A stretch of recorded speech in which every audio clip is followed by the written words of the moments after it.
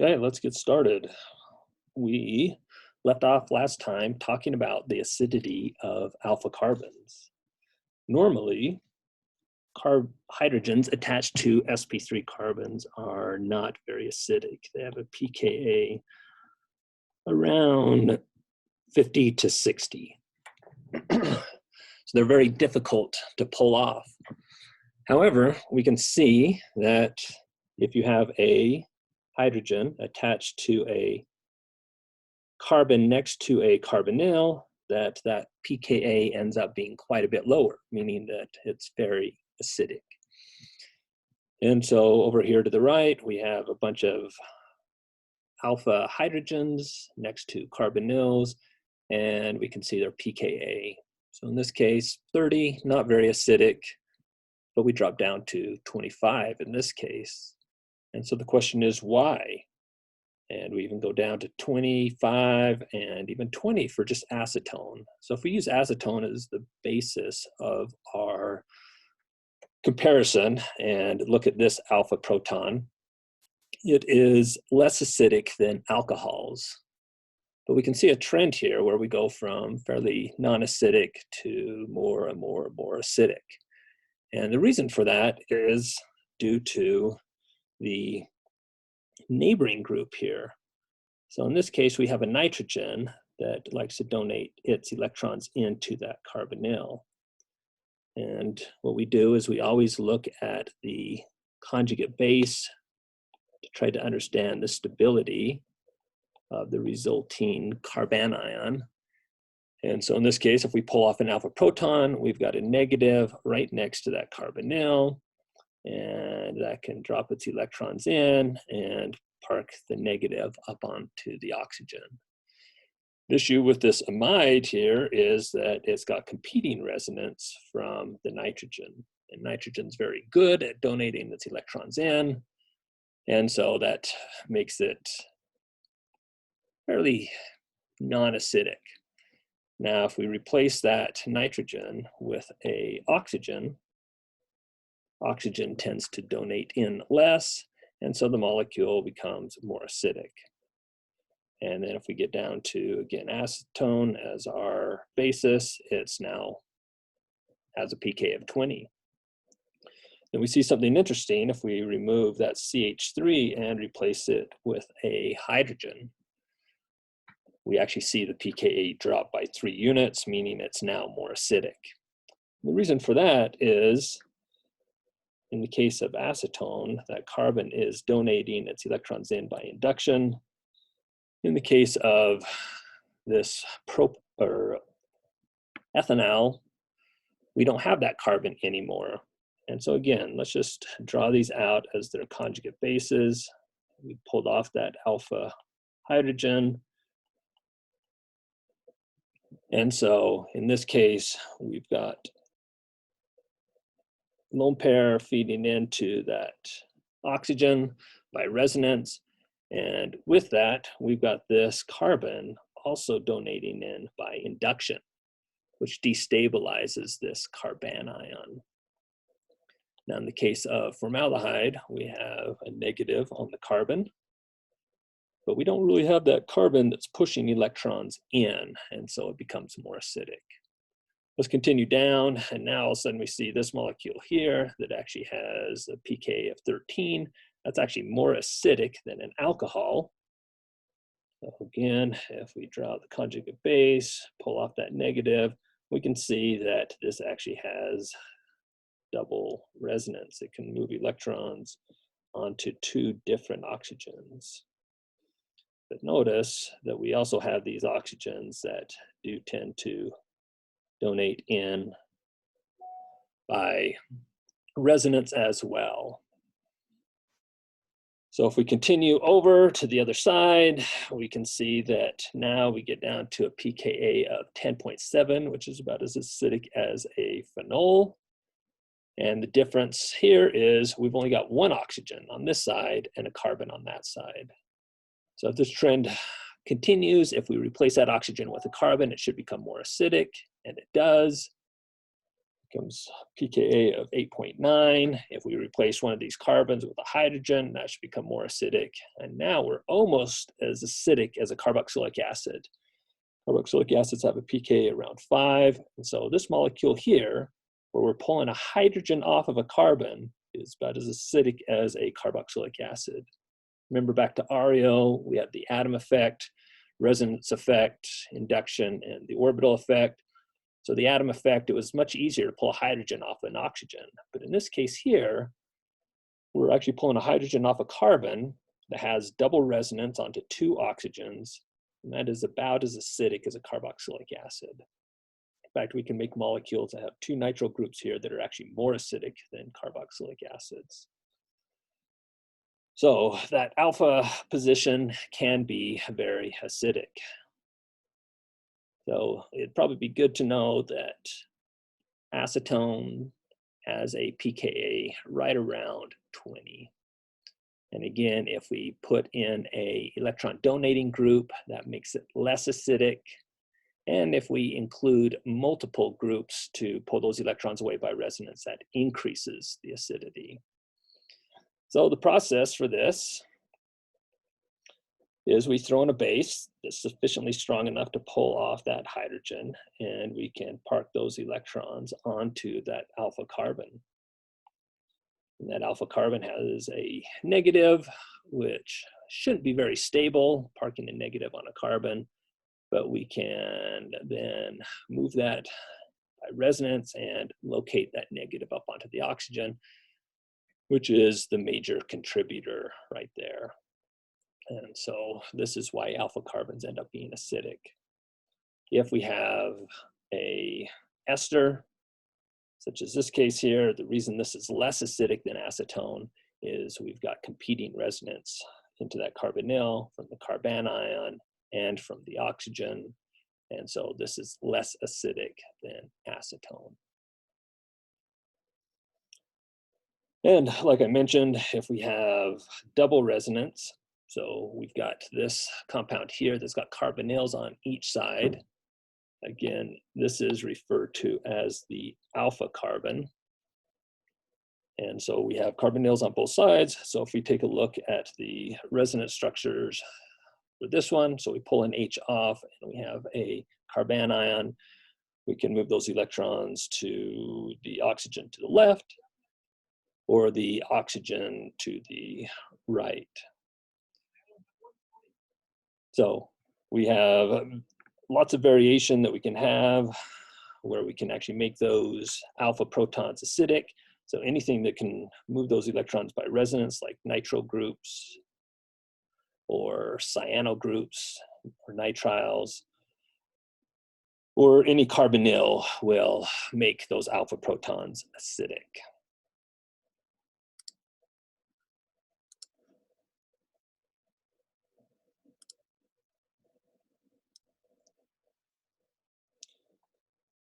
Okay, so what can we use to actually form an enolate? So back when we talked about pKa's in the first semester, we talked about the type of base that we can use. And so we set up these reactions. So if we use the hydroxide anion here, and we have a compound that has alpha protons, and we draw out the resulting conjugate base and its resonance structures and the resulting conjugate acid, we can compare the pKa's of the conjugate acid and the starting acid and figure out which way the reaction would go. And so we always go from the lower pKa to the higher pKa. And so you can see that the equilibrium would actually favor this reaction to the left. Just like we saw when we're forming ethers, if we want to get 100% deprotonation, I need a stronger acid. And so the acid that you'll see, base, we need a stronger base. So the base that we're going to use here is what's referred to as LDA, lithium diisopropyl amide. And so it is a nitrogen that is negative. And you can see that its resulting conjugate acid has a pK of 35, not a very strong acid at all. The starting acid, this alpha proton next to a carbonyl, has a pK of 17. And so this reaction essentially goes 100% quantitatively to the enolate. So LDA we use to get 100% enolate. Sodium hydroxide, we would only get a small amount of enolate. And sometimes that's all we need is a small amount of enolate. Other times we want 100% of enolate, and we'll see that soon. So again, if we look at the pKa's between these, you can see that O minuses really aren't very good at giving us 100%. They favor the O minus on the alkoxide. They do give us a little bit of the enolate, but not much. And again, sometimes that's good enough for the reactions that we'll see. If we want 100% of the enolate, we need a stronger base. So this LDA that I showed you on the previous slide, this is a structure right there. The counterion tends to be lithium, and it's a diisopropylamide. Is the base that's commonly used, but we could also use H minus. It will also deprotonate alpha protons and give you this enolate. And again, notice how they're drawing the enolate here. So there's two different ways to draw it. We can just park that negative on the carbon, and you'll see Klein doing this quite frequently. We should know and be able to predict that the major resonance contributor would actually have the oxygen on the, or the negative on the oxygen. And this should be the major contributor. But organic chemists, being lazy as they are, will often use this with just the minus on the carbon as the reactive species. It saves a few arrows. But we do need to understand that that's not the major contributor, but that is the species that does react. So in summary, what we can see is that sodium hydroxide or sodium ethoxide will give the enolate in equilibrium. Mainly we get the ketone, but we do get a little bit of the enolate there. Sodium hydride or lithium diisopropylamide gives irreversible or 100% enolate formation. Now, we don't always have to use LDA to get 100% enolate formation. So we can also get 100% enolate formation by using a more acidic compound. And as we just talked about, those with double resonance tend to be a lot more acidic. So this has a pKa around 10-ish, and so therefore we can actually use sodium hydroxide or sodium ethoxide to get complete enolate formation. Now you can use LDA, it still works. It's not necessary because, again, if you have a stronger acid, you can use a weaker base. Up in this case here, we have a weaker acid, so to get 100% enolate formation, we need a stronger base. So the reactivity of enolates, as I mentioned, we tend to draw them in two forms. We draw them with the negative on the alpha carbon, but really the major contributor has the negative on the oxygen here. And so the question comes, well, why doesn't the oxygen attack the electrophile? Why are we going to be using the carbon to attack the electrophile?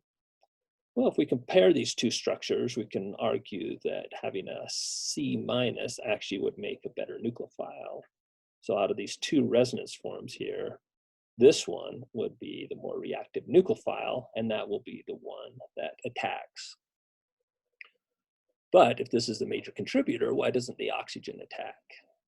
So in some cases, we actually do see this oxygen attack the electrophile, and we get this product where the oxygen is in a bond with the electrophile. But for what we're going to look at, it's going to be the alpha carbon here. And this alpha carbon here actually is going to be the one that we're going to use as our nucleophile. So this whole chapter, we're going to use this alpha carbon as our nucleophile, and we'll be attacking electrophiles.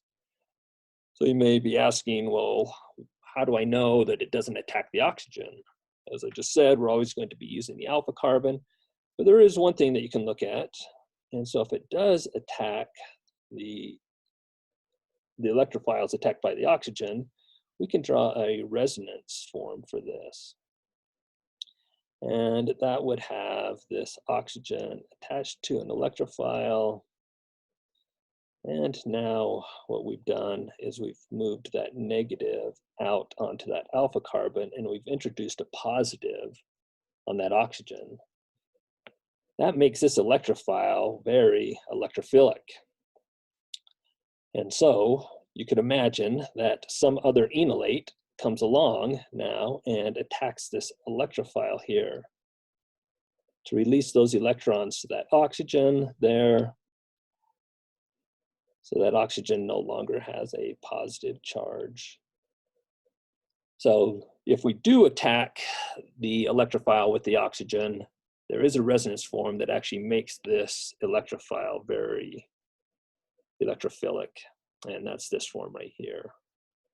So what ends up happening is another enolate will attack that electrophile, give us back this enolate, and eventually we attack the electrophile at the alpha carbon. This is a much more stable structure right here. And again, we're going to be using the alpha carbon as our nucleophile. So let's get into reactions of alpha carbonyls. Now, one thing that we've seen in the past, but we haven't talked about yet, is the option to make enols under acidic conditions. In the past, in several instances, we've actually shown you this back when we did the hydration of alkynes and in the reactions with ketones and aldehydes. This was one possible reaction. And what happens is, under acidic conditions, we first protonate the carbonyl, just like we did in the aldehyde and ketone chapter. And as you may recall, I said we would see this reaction again. Back in the aldehyde and ketone chapter, what we did is we drove the water into that carbonyl. But if you remember, I said that that was a non-productive reaction. In fact, it actually favored going back to the ketone. There is another option. Instead of attacking the carbonyl, we could actually pull off that alpha proton. So water is a weak base, but what we've done is we have activated our carbonyl. And so that has made this alpha proton here, this guy right here, much more acidic. So water acts as a base, pulls off those electrons, and puts them up onto the oxygen. And what we generate is an enol. So the enolate is the negative species, and the enol is the positive species. If you remember, enols tautomerize, and they can go back to the keto forms. But if we have an electrophile in solution, they can also add to that enol. So we've seen reactions where we've taken alkenes and we have bromine, and the alkene would come out and attack the bromine, kick off one, and generate a bromonium ion. But let's just for 1 second ignore the bromonium ion and just say, well, the double bond came out, grabbed the bromine, created a partial or a positive on that adjacent carbon. Let's do the same thing with this double bond in the enol. Let's come out and grab a bromine and attack it and kick off the electrons. And so what that would generate is a bromine here and a positive at the carbon that's attached to the oxygen. And then the question is, what is going to happen now? Is it going to stay that way? Is another bromine going to come in? What happened in our case with a normal alkene was the bromide would come in and attack. Again, I'm ignoring the bromonium ion to illustrate this. But when we did the reaction with alkenes, we did the anti-addition of bromines to a double bond. So, could a bromine come in and attack at this position? It could, but we do have a set of electrons located right next to that positive, and those can drop in and can fill that positive. So then everyone has an octet. And what we've done is an alpha substitution here. We've replaced a hydrogen with a bromine. And if we deprotonate, we now have an alpha bromo ketone. I got a question for you, and that is this H more or less acidic than our starting H? So the product, if we look at this H here, is it more or less acidic? Think on that. Okay, so here's your first alpha carbon chemistry reaction, and that is adding bromine to the alpha position. So if we take Br2 and acetic acid, what we end up getting is an alpha bromo ketone. And you may wonder what that's good for. And one thing is that we can actually take a base, such as pyridine, or we'll see a stronger base down here, tert butoxide. And what we can do is an E2 reaction. So that base can come in here, pull that hydrogen off, collapse down, kick off the bromine. And now what we get is what's referred to as an alpha beta unsaturated carbonyl. These will become very useful later on. If the nucleophile is small enough, we can actually go in and do an SN2 reaction there and do an alpha carbon substitution. This is a secondary carbon, so we'd have to be very careful about the nucleophile that we chose. So sulfurs may work, some nitrogens may work, but we couldn't use an O-. If we use an O- on a secondary, we would tend to get a elimination reaction across here. So with this alpha bromo ketone that we can make again with Br2 and some acid in there, we can then get to these alpha beta unsaturated compounds, or we can do an alpha substitution reaction. So on that previous slide, you may have been asking, well, why did the bromine add to this side? Why did it add to the carbon that was more substituted and not to the carbon that is less substituted? Seems like this one may be sterically more hindered. This one's more accessible. And so what will answer that question is the structure of the enolate, or sorry, enol in this case. Since we're under acidic conditions, we're going to be forming an enol. And so we've got two different types of enols. We could form this enol here. And as you can see, it's more substituted, and so it is more stable. This enol here is less substituted, and so it is less stable. So the reaction is going to go through the most stable intermediate, which is the more substituted enol. And so that would use this enol, and that enol would be the one that would go out and attack the bromine at that position. But as it says, typically a mixture of products is unavoidable. But again, under these acidic conditions, we would tend to form the more substituted enol and favor the substitution at the more substituted alpha carbon. So there's an interesting reaction, and it's called the Helmholtz-Zielinski reaction. And it is used with carboxylic acids. So typically carboxylic acids are not able to form enolates. And the reason that they can't form enolates is because they have an alpha proton. Or sorry, they have an acidic proton as well as the alpha proton. So if we take a base, the base is going to pull off the most acidic proton, which is the one off the carboxylic acid. and make a carboxylate. That makes this alpha hydrogen much, much less acidic because now this oxygen is donating its electrons in. So we can't form enolates on acids. And then we also have the question, well, can I form an enol? So if I just have a carboxylic acid here and I have a little bit of acid around, can I protonate the carboxylic acid, making it so that this alpha proton here is acidic, like we saw in the previous enol formation. And again, the question is, well, who's more acidic, the alpha proton or the carboxylic acid proton?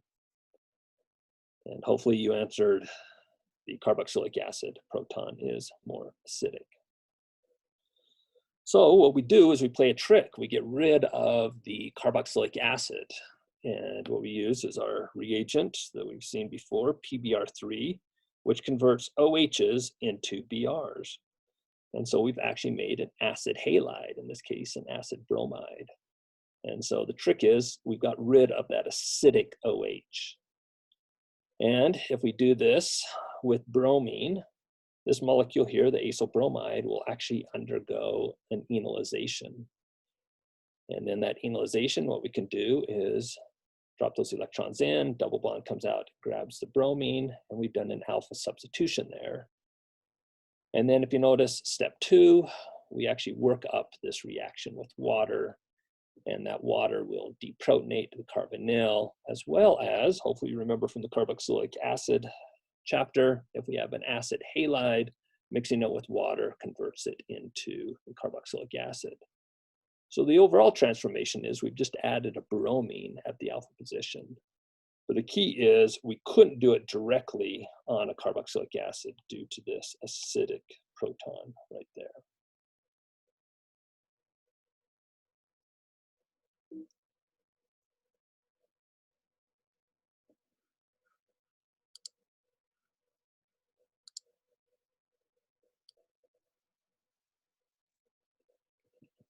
Okay, sorry, a little technical difficulty there. So we can use this trick called the Helmholtz-Zielinski to brominate at the alpha position of carboxylic acids.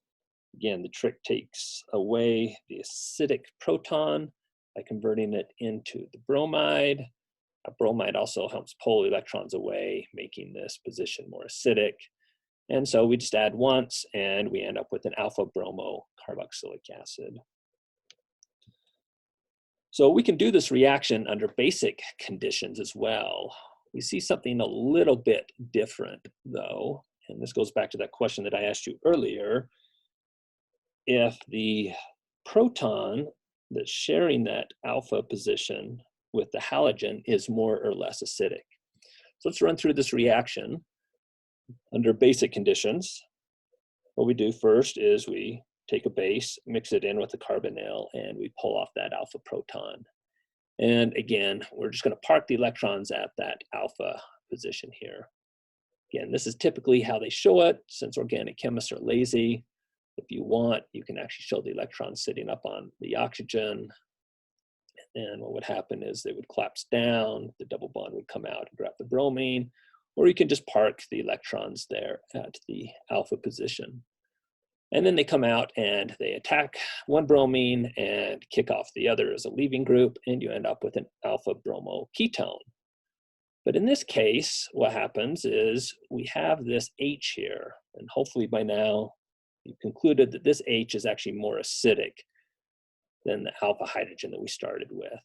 And that is due to this bromine pulling away electrons from that alpha position.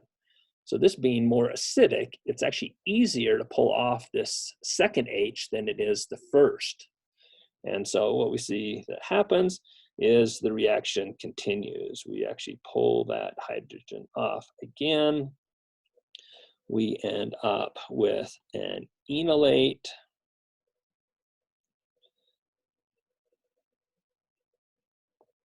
This enolate's a little bit more stable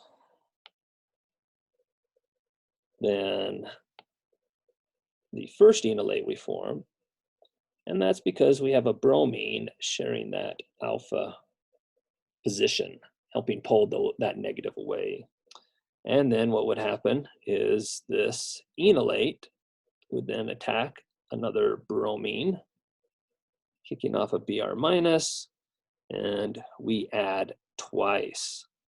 So under basic conditions, this alpha halogenation would add twice.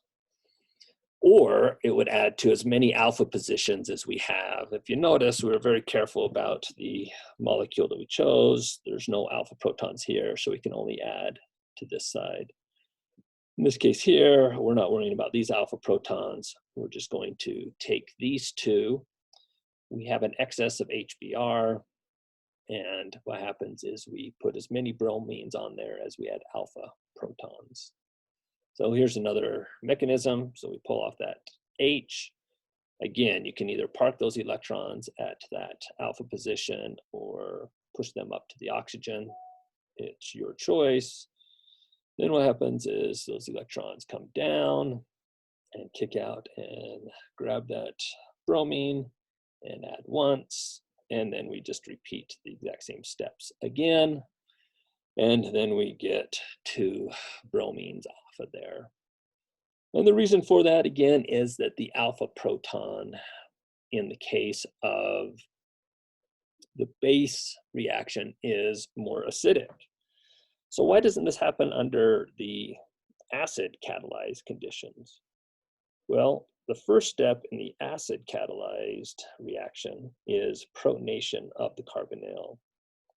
So let's assume that we've already got 1 bromine on there. We're under acid catalyzed conditions, and what we want to figure out is this going to be easier or harder to protonate that carbonyl. Over here on the right, I'm drawing out the base reaction. And again, we already know that it is easier to pull off this alpha proton because that bromine actually makes that alpha position more acidic.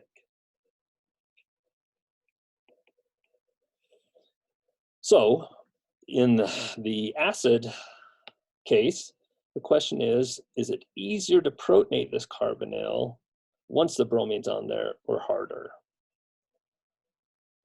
So you get a 50-50 chance, and if you answered harder, you guessed correctly. And the reason that's harder is because this is pulling electrons away, that bromine, and that makes that oxygen less nucleophilic. And since it's less nucleophilic, it's going to be harder for that to be protonated, and so it's going to be harder to form enolates. So the take-home message is under acid conditions, we add 1 halogen. Under basic, add as many as alpha hydrogens. So let's look at that in this case down here, where we actually have 3 alpha protons. So there's 1, 2, 3 off of there. So we should add 3 bromines on there. And as you can see, we don't have any bromines. In fact, notice there is no carbon here anymore. Okay, so this is a special case of the reaction when we have a methyl ketone. And this only works if we have a methyl ketone. It's known as the haliform reaction. And in fact, we do add 3 bromines. But in adding those 3 bromines, so I'll just draw that over here. So we would just run through the reaction 3 times. We would add 3 bromines to the alpha position, but we don't stop. What we've done is we've converted this carbon right here into a good leaving group. So it's actually a really good leaving group. And so then the question is, well, what happens? So we need to answer the question, where did the carbon go and how did I get an OH there? So if you peeked ahead down below, we show you this reaction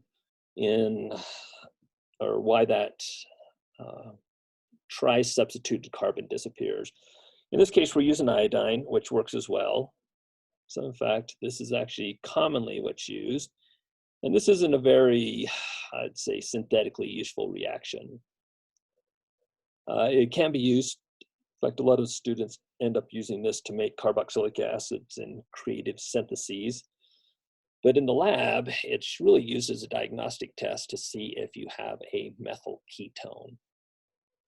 And so the reaction is you have excess base, you have excess iodine, and you go through the alpha halogenation 3 times. And so you end up with this carbon with 3 halogen groups on there. And as I mentioned, this group in this yellow box is now a good leaving group. And hopefully you remember from your carbonyl and acid derivative chapter, if I have a good leaving group on there, I can kick it out. So that OH minus, which is required to get the halogens on there, we're sitting in the presence of that base. And that base attacks the carbonyl, forms a tetrahedral intermediate. That tetrahedral intermediate, it will collapse down and kick off the good leaving group. And so the question is, why is this a good leaving group? Normally, we don't see carbons as leaving groups, but why is this Ci3 minus? Or in this case up here, it would have been a CBr3 minus. Why is it a good leaving group? And hopefully you answered that and said it's due to all the halogens on there, pulling away electrons from that carbon, helping it share that negative, and so that carbon ends up being a decent leaving group. Now that we have this carbon, it is a decent leaving group, but it's not happy with that negative, and so it will readily deprotonate that acidic carboxylic acid and form a compound that we know as iodoform if you use iodine, or bromoform if you use bromine. So you can form bromoform, chloroform, which you may have heard of before, or iodoform. And like I said, this is a diagnostic test. Typically, when you do this reaction, this CHI3 is insoluble in the aqueous solution that you're running this in. And so it precipitates out as a nice yellow solid, and that indicates that you have a methyl ketone. So again, not really synthetically useful. You will see some of these examples, but it's really used to determine if you have a methyl ketone, but that can actually be determined easier by a NMR. So in the end, the haloform reaction, we don't get monosubstitution because we're under basic conditions. The key is that we make more acidic protons each time we add a halogen. Again, if we have a methyl ketone, and again, this is the only time it works. If I had this compound right here, okay, and I did this reaction, and I had OH minus in excess and Br2 in excess, then I wouldn't get a haloform reaction. I would just get 2 Brs off there. The only time this haloform reaction works is if you have a methyl ketone. You need those 3 halogens off there to make it into a good leaving group. And then what happens is the OH minus, it's in solution. There's a nucleophilic acyl substitution, kicks off that CBr3 in this case. The CBr3 deprotonates the carboxylic acid and you get bromoform. Okay, I'm going to end it there just for this lecture. I'll make another one today that will cover section 21.3. So how this will work is I'll just post this on YouTube as mentioned in the announcements, and then you can watch them. I'm working on trying to get Zoom set up, so then during office hours, I can just be on Zoom and answer your questions, or feel free to email me. I did open up the discussions in the Canvas module, so you can go into Canvas and post questions there. Other students, feel free to answer them. I'll look at that and answer them. Again, this will just be one section. I probably won't do full 50-minute lectures, probably try to keep them to half-an-hour lectures. And again, I'll try to get ahead of schedule so that you'll have as many of these as possible. Thanks, and hope everyone is doing well.